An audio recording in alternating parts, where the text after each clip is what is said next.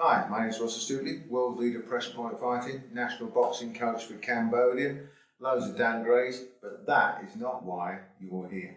You're here to find out how the shoulder can help you knock people out. Let's figure it out. Hi there, right, let me explain.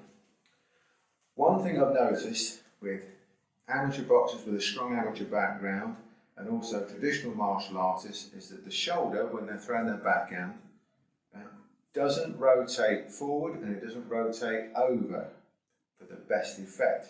Extreme example to make a point. You get somebody who's got a traditional background, whatever, and the punch comes out and the shoulder's not really done anything. In fact, they're almost made to keep the shoulders fairly square or just a slight rotation. You see it in a lot of amateurs where the punch comes out and the shoulder's still not turned. So there's a lot of other things going on as well about protection of the head and all that sort of stuff, which we won't bother with at the minute. We're looking at the knockout. Now, what's happening? When people throw the punch, however they throw it, whether it's straight or got an arc to it, doesn't matter at the minute. What tends to happen without the shoulder rotation is that they get to the end of the punch and that's roughly where they're hitting somebody. They haven't got much of a follow through. Now, if you take any ballistic sport, you need a follow through to generate sufficient force or impact. If you think of something like cricket, golf, baseball, javelin, shot put, anything like that, you need to have a follow through for the ball to travel or for the impact to happen. So if you think of something like baseball and you're going whack right the way through, you don't go and stop when you hit the ball. Same if you've got something like table tennis, you don't go like that and stop when you do your forehand smash. Same with cricket, you don't go wallop like that and stop when you hit something. You've got to have the follow through. It's the follow through that generates the impact, and it's the follow through that gives you the knockout. So what's happened is, look at some of the old time fighters. You'll see that when they throw a straight punch, even though it's straight, when it's coming out, it's going out straight, but as it's going through the target, with the shoulder turn, that punch comes over and down. Great knockout merchants like Tommy Hearns. You look at people like Lennox Lewis. Look at Canelo, even though he just smashed up Billy Joe, unfortunately. That shoulder turns and twists. So that straight right hand doesn't go straight out and come straight back. It goes out and dips down.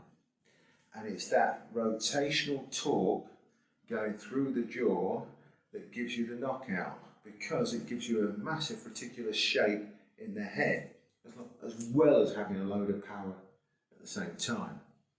And it's those sort of things, that rotational turn of the shoulder and over with the shoulder, that makes all the difference.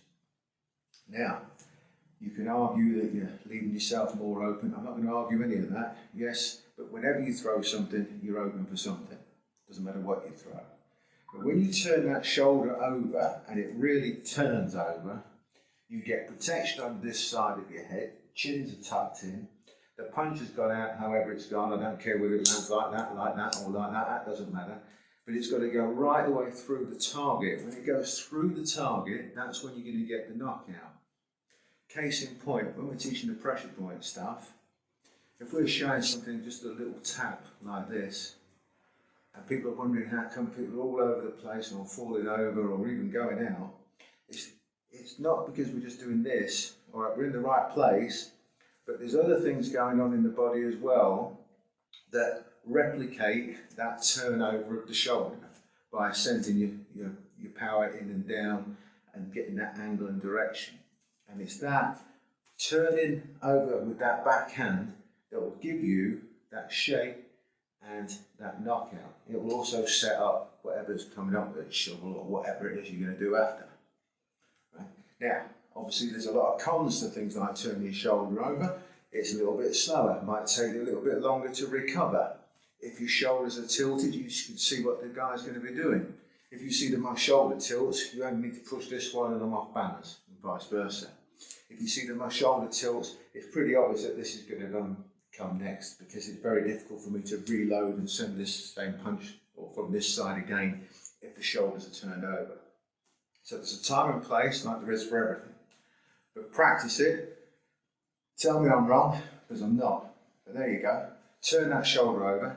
Practice turning it parallel to the floor, slightly down towards the floor, and imagine sometimes if you dropped under and then your punch is coming up, then you can rotate that shoulder up.